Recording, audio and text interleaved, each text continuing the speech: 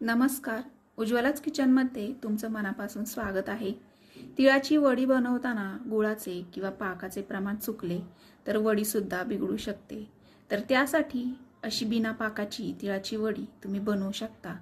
पहिल्यांदा जरी बनवत असाल तरीसुद्धा एकदम परफेक्ट अशी ही वडी बनवून तयार होते. तर त्यासाठी रेसिपी शेवटपर्यंत नक्की बघा. त्याआधी तुम्ही जर चॅनलला आत्तापर्यंत सबस्क्राईब केलं नसेल तर जरूर सबस्क्राईब करा. त्याचबरोबर लाईक नक्की करा. तर सुरुवातीला आपण शेंगदाणे भाजून घेऊयात. तर त्यासाठी गॅसवर एक कढई ठेवून त्यामध्ये अर्धी वाटी शेंगदाणे खरपूस असे भाजायचे आहेत. मध्यम आचेवर याची साल निघेपर्यंत भाजून घ्यायचे. तर इथे मी वाटीचं प्रमाण घेतलेलं आहे. तुम्ही कपाने सुद्धा मोजून घेऊ शकता. आता हे भाजलेले शेंगदाणे जे आहेत ते एका ताटामध्ये काढून पूर्णपणे थंड करून घ्यायचे. ज्या वाटीने शेंगदाणे मोजून घेतले होते त्याच वाटीने एक वाटी बिना पॉलिशचे तीळ घेतलेले आहेत, किंवा तुम्ही पॉलिशचे जे एकदम पांढरे तीळ असतात ते सुद्धा घेऊ शकता. हे तीळ लो टू मीडियम हीटवर चांगले चटचट उडेपर्यंत भाजून घेऊयात. तीळ हे चांगले भाजून झालेले आहेत. आता हे सुद्धा पूर्णपणे थंड करून घेऊयात. तीळ भाजेपर्यंत शेंगदाणे सुद्धा थंड झालेले आहेत.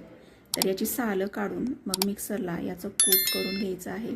शेंगदाण्याचं कूट करताना एकदम बारीक न करता थोडंसं भरडच वाटून घ्यायचं आहे. वाटून झालं की ताटामध्ये काढून घेतलं की यामध्येच भाजलेल्या तिळाचं कूट करून घ्यायचं आहे. तीळसुद्धा एकदम बारीक न करता थोडंसं जाडसरच वाटून घेतलेलं आहे. दोन्हीही एका ताटामध्ये काढून घेतलं की यामध्ये चवी करता एक चमचाभर वेलची पावडर घातलेली आहे, किंवा तुम्ही जायफळसुद्धा किसून घालू शकता. आता हे एकदा मिक्स करून घेऊयात. त्याचबरोबर ज्यामध्ये वडी थापायची आहे त्या ताटाला तूप लावून घेतलेलं आहे, म्हणजे मग सहज वडी ही ताटापासून वेगळी होते. तर आता गॅसवर कढई ठेवून यामध्ये एक चमचा तूप घातलेला आहे. तूप वितळलं की 1.5 वाटी गूळ घातलेला आहे. आपण ज्या वाटीने तीळ आणि शेंगदाणे मोजून घेतले होते त्याच वाटीने गूळ मोजून घेतलेला आहे. 1 वाटी तीळ आणि अर्धी वाटी शेंगदाणे यासाठी 1.5 वाटी गूळ हे एकदम परफेक्ट असं प्रमाण आहे. तर मध्यम आचेवर गूळ जो आहे तो वितळवून घ्यायचा आहे. गूळ हा पूर्णपणे वितळला की यामध्येच फक्त 2 चमचे पाणी घालायचं आहे. थोडंसं पाणी घातल्याने वडी जी आहे ती मस्त अशी खुसखुशीत होते, कडक होत नाही. पाणी घातल्यानंतर याला थोडेसे बुडबुडे यायला लागतात. तर लगेच तिळाचं आणि शेंगदाण्याचं कूट घालून वेळ वाया न घालवता मिक्स करून घ्यायचं आहे. एकदा का कूट घातलं की लगेच गॅसची फ्लेम ही बंद करायची आहे. तयार वडीचं मिश्रण हे तूप लावलेल्या ताटामध्ये लगेच काढून एकसारखं पसरवून घेऊयात. तर त्यासाठी इथे मी एका पेल्याला तूप लावून एकसारखं पसरवून घेतलेलं आहे. या स्टेपला वरून थोडेसे भाजलेले तीळ भुरभुरले आहेत.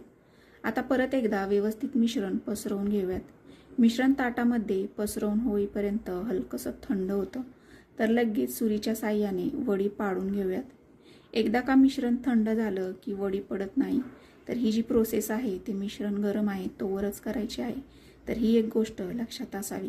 तुम्हाला पाहिजे त्या आकारामध्ये वडी तुम्ही ते कट करून घेऊ शकता. वडी पाडून झाल्यानंतर फक्त 5 ते 7 मिनिटांमध्ये पूर्णपणे थंड होते. तर बघू शकता एकदम व्यवस्थित एकसारखी वडी पडलेली आहे. अगदी सहज ताटापासून वेगळी झालेली आहे.